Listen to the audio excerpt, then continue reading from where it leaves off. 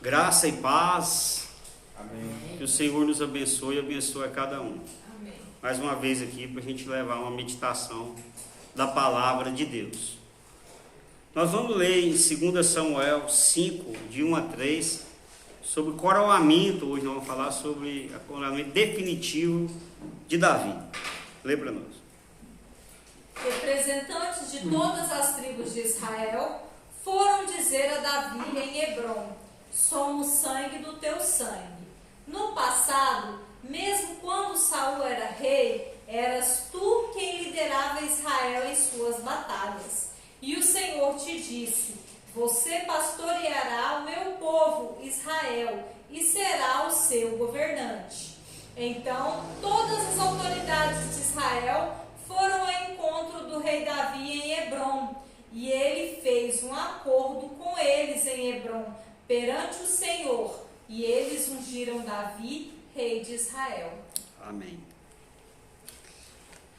Há circunstâncias na vida que se luta tanto por alguma coisa e ela não acontece.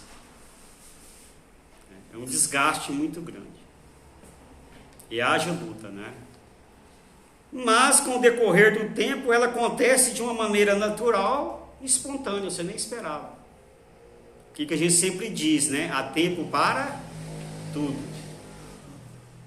Foi o que aconteceu com a nomeação final de Davi como rei de Israel. Eu pus nomeação final porque ela vai acontecer em 3 vezes. Né? E o tema nosso é unção espontânea. Unção espontânea. Poderia pôr outros títulos, mas esse mesmo, tá bom. Nós dividimos em texto, antes do texto, volta ao texto, continuação do texto, após o texto. E o texto bíblico. Quer dizer, tem muito texto aí, mas tive que fazer um arabalismo para a gente entender. Então nós vamos ter que estudar um pouco a história de Israel, a história de Davi por cima, lógico que vai poder entender, para podermos entender, senão a gente não vai entender isso. Porque você lê no texto é simples. Os líderes de Israel, da nação toda, vão até Hebrom, onde Davi estava morando, e pede para ele ser rei. Ele aceita, faz um acordo. Mas para que isso acontecesse, aconteceu coisas demais antes. E nós vamos fazer uma recapitulação. Antes desse acontecimento, vamos lá ser sucinto. Saul, primeiro rei de Israel. Davi foi o segundo. Então Saul, o povo queria um rei. Os povos em volta, tudo tinha rei. O povo exigiu de Deus desse um rei para eles. E Deus escolheu Saul, muito bonito. Diz que ele no meio das pessoas destacavam pela beleza e pela altura, da tribo de Benjamim, e ele foi rei. E Saul é rejeitado por Deus. Havia uma batalha contra os filisteus, e antes da batalha se fazia um sacrifício. E esse sacrifício, quem tinha que fazer era o sacerdote. E na época era o sacerdote Samuel. Era juiz e sacerdote Samuel. E demorou demais Samuel a chegar, e o povo começou a se dispersar, e ele com medo, ele mesmo fez o sacrifício. E Deus falou: você perdeu o seu reinado. Eu vou escolher alguém do meu coração, um novo rei. E assim aconteceu. Então Deus escolheu um rapazinho, né? Vai ungir um rapazinho que tinha 8 filhos, eram 8 filhos de Jessé. Ele era o mais novo, e mandou Samuel lá ungir o rei. Aí passou os 7 primeiro, falou: não, Deus não quer nenhum desses. Qual? Tem o mais novo, está apacentando as ovelhas, ruivo. Chamou, e Deus falou: é este aqui. E Davi foi ungido rei. E Davi, nesse período aí, ele era um adolescente aí. Davi se torna músico de Saul. Como? O demônio apossava de Saul, ele ficava furioso, eles iam atrás de Davi, descobriram que o filho de Jessé tocava harpa e era ungido. Então Davi começava a cantar e tocar harpa, e o diabo afastava dele, ele voltava ao normal. E E nisso ele ficava assim, tocava para Saul, quando ele tinha as crises, vinha, cuidava das ovelhas, ficou nesse caminho aí. Mas acontece um episódio, que aí vai começar o ódio de Saul por Davi, em que Davi tinha 3 irmãos em guerra contra os filisteus, e o pai dele manda levar alimento e trazer notícia dos irmãos. Quando ele chega lá, encontra o exército de Israel todo recolhido, né? Todo com medo, porque havia um gigante que desafiava todo mundo, que era Golias. E Davi falou: quem é esse incircunciso que desafia o exército de Deus? E Davi se propôs a enfrentá-lo. Vestiu as armaduras de Saul, provavelmente tivesse a altura de Saul já, rapaz. Ele com a funda, 5 pedras, na primeira pedra ele acertou e matou. Todo mundo sabe a história de Davi e Golias. Mas acontece um episódio aí. As mulheres começam a cantar uma canção que diz: Saul matou 1000, Davi matou 10.000. Algumas versões diz: Saul matou milhares e Davi matou 10 milhares. E isso criou um ódio muito grande de Saul em relação a Davi.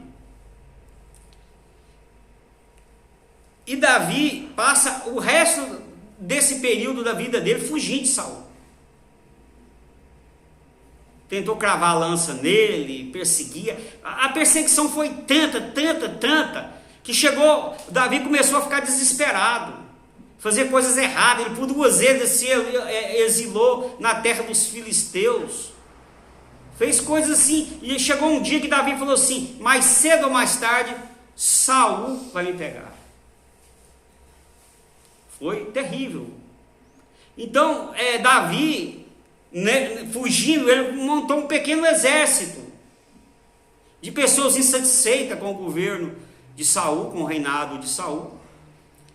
E mais tarde foi chamado de os valentes de Davi. E esse exército, fugindo de Davi, começou a fazer batalhas a favor de Israel, porque Saul realmente esqueceu de que era rei. Ele só concentrou em matar Davi. Mas acontece que, com o decorrer do tempo, Saul vai fazer uma batalha contra os filisteus, e um soldado filisteu acerta uma flecha nele. Ele, para não cair ainda vivo na mão dos filisteus, ele se mata.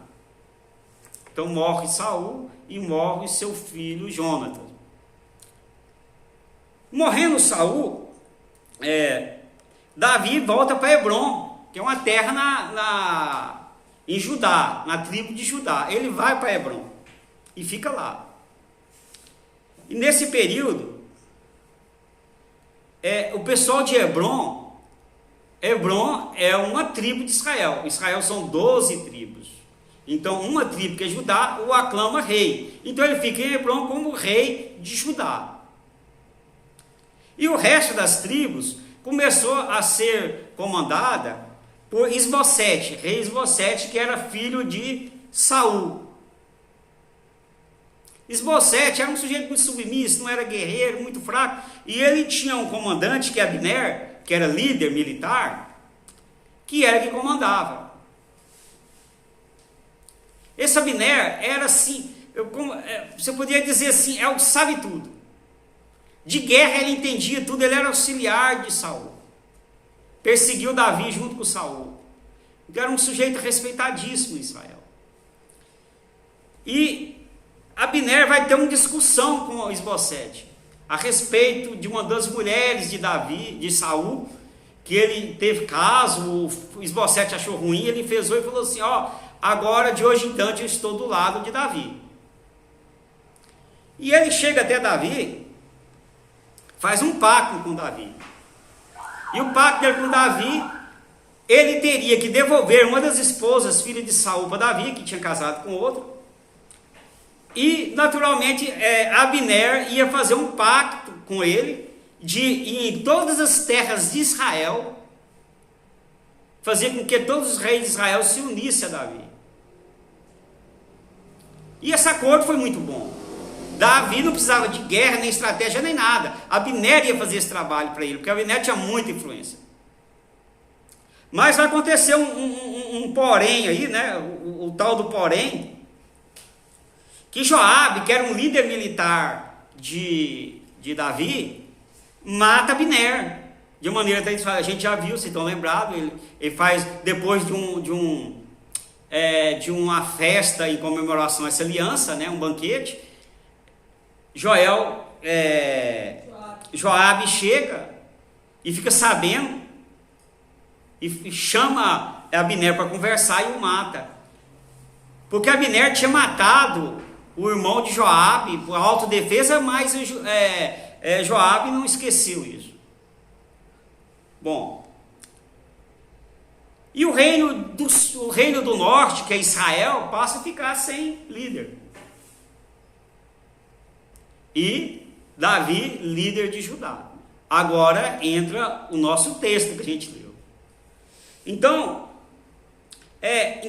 todas as autoridades de Israel foram ao encontro de Davi. A gente lê assim rápido, não vê a profundidade que é. Mas depois você, todas as autoridades, não teve um que não foi ao encontro de Davi. Quer dizer, não precisou de Davi ir até lá. Eles foram. Era a época certa. Então eles foram até lá. Aí, quando eles chegaram lá, eles disseram a Davi. Olha o que eles falaram para Davi. Às vezes a gente pensa que as pessoas não estão observando a gente, mas estão. Olha o que eles dizem. Você é sangue do nosso sangue. O que quer dizer isso na gíria? Você é um dos nossos. Você é dos nossos, cara. Não é assim? Você é sangue nosso. Você é nosso parente. Você é nosso irmão. Você não é uma pessoa qualquer. Depois diz assim: mesmo fugindo de Saul, você defendia Israel. O povo estava observando. Davi entrou em muitas guerras com seu pequeno exército para defender Israel dos inimigos, quando que era obrigação de Saul, que Saul não queria nem saber, só queria matá-lo. Então o pessoal estava observando, poxa, ele estava fugindo de Saul e automaticamente ele amava Israel e defendia Israel. E por final ele fala a terceira coisa para Davi: Deus falou que você será rei. Eles reconheceram que Davi era um homem segundo o coração de Deus, que era para ser rei mesmo. Então nós viemos te coroar como rei, porque Deus falou que você é. Um reconhecimento, uma procura espontânea, não precisou nem de Davi falar, se convencer, eu vou convencer vocês o que eu fiz, o que eu sou. Não precisou de nada. Eles foram atrás de Davi e declararam isso. E fizeram um acordo, né, em Hebrom. E esse acordo ungiram Davi como rei.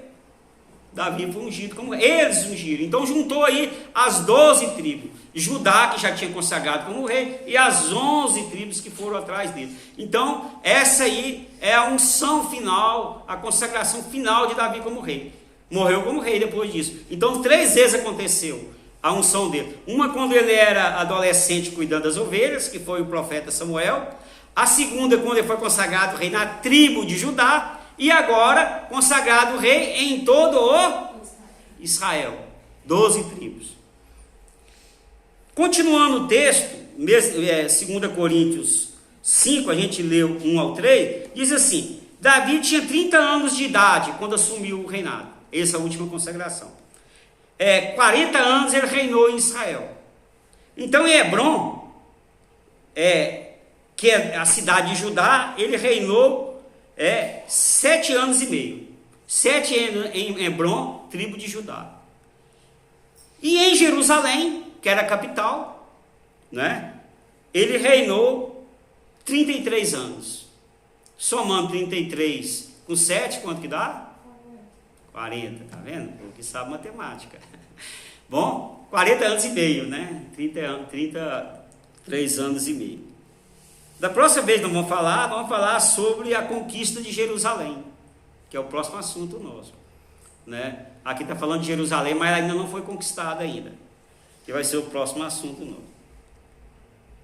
Após o texto, fizemos alguns comentários, que é: o reino será dividido menos de 75 anos com um de seus netos. Depois de 75 anos, o reino divide entre o reino do sul e do norte. Um dos netos, né, filho de Saul, vai dividir esse reino. A dinastia de Davi dura mais ou menos 400 anos. Mas o Império Romano, né, 400 anos. Agora, vamos ler um texto bíblico aqui. E esse texto bíblico, em Apocalipse 1, de 5 a 6, ele vai fazer o resumo todinho dessa história. Lê para nós, depois eu faço o comentário. E da parte de Jesus Cristo, que é a fiel testemunha, o primogênito dentre os mortos e o príncipe dos reis da terra, aquele que nos amou e em seu sangue nos lavou dos nossos pecados. Amém. Apocalipse é um livro profético, o último livro da Bíblia, né? É difícil de entender. Então vai dizer assim: da parte de Jesus Cristo, que é a fiel testemunha, o primogênito entre os mortos, o príncipe dos reis da terra. Jesus é o príncipe dos reis da terra, primogênito dentre os mortos. O primeiro, primogênito quer dizer primeiro, que morreu, ressuscitou e não mais morreu. Toda vez que você lê na Bíblia o primogênito entre os mortos, quer dizer, morreu, ressuscitou e não mais morreu. Muitos morreram e ressuscitaram, mas morreram depois. Aquele que nos amou e seu sangue nos lavou os nossos pecados